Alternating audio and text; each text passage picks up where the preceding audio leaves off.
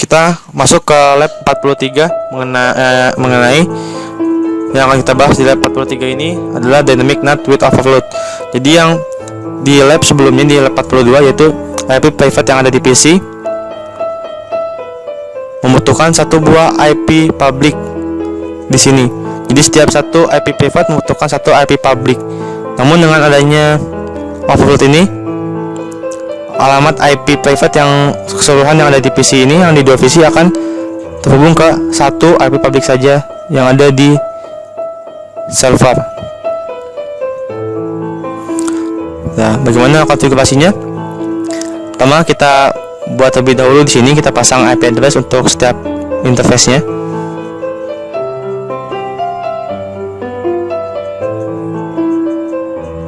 Kita pasang di interface FA1/0 di router 0 ini kita pasang IP address-nya, lalu di shutdown.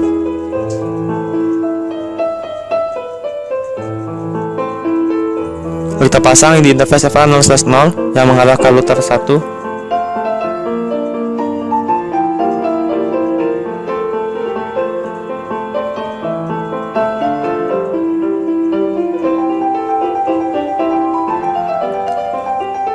Setelah kita pasang IP di interface router 0, kita pasang IP untuk interface router 1 di sini.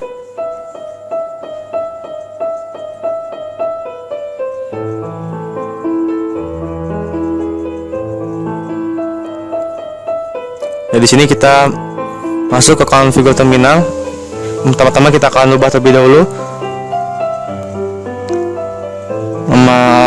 nama routernya. Kita masuk interface FA0/0 untuk mengaktifkan interface yang mengarah ke router 0. Lalu kita masuk ke interface FA1/0 yang mengarah ke server.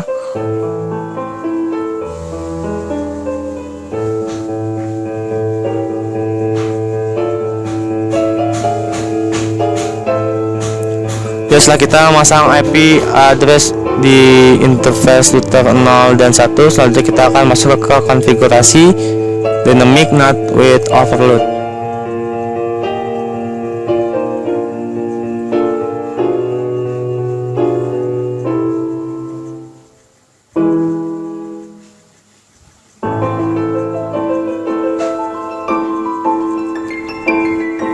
Nah, di sini kita akan konfigurasi dynamic NAT with overload-nya.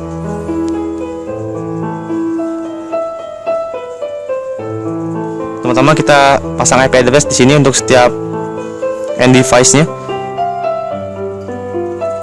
PC 0, PC 1 dan server. Kita pasang alamat IP-nya.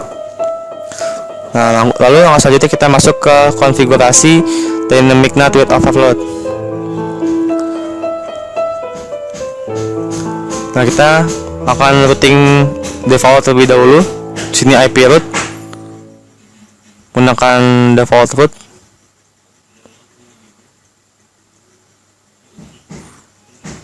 Nah, buat akses T1 permit 192.168.1.0 yang merupakan network yang mengarah ke PC.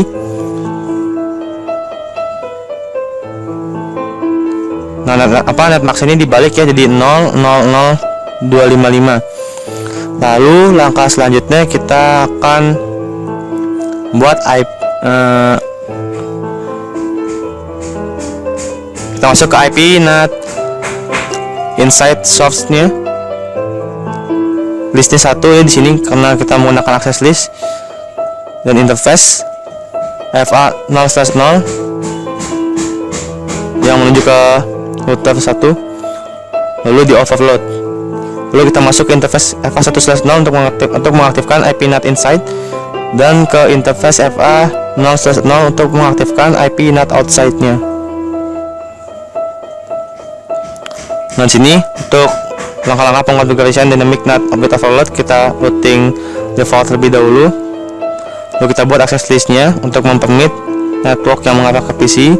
Lalu kita buat IP NAT inside source-nya, list 1 interface 0/0 overload.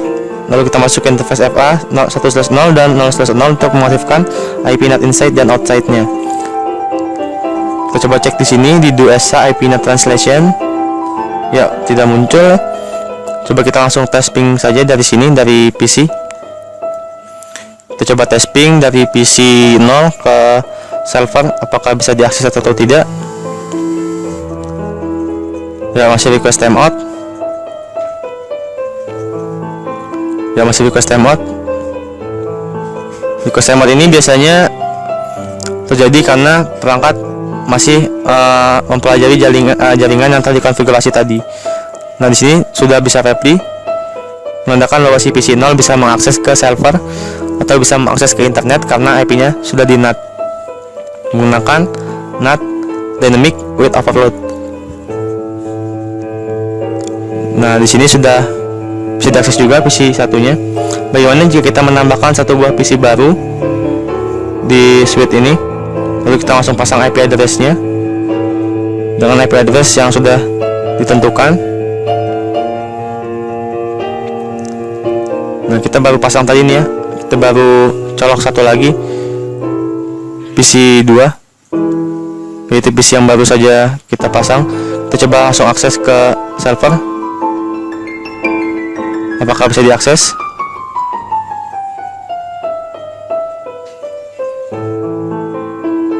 Nah, di sini sudah bisa diakses, menandakan bahwa si PC 2 pun yang device yang baru kita pasang tadi bisa langsung connect ke internet karena sudah kita pasang tadi konfigurasi Dynamic NAT with Overload-nya.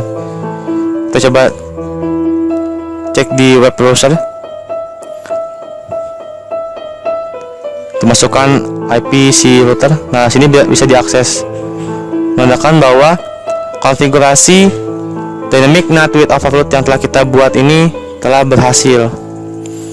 Ya, mungkin sekian dari lab ke 43 mengenai Dynamic NAT with Overload.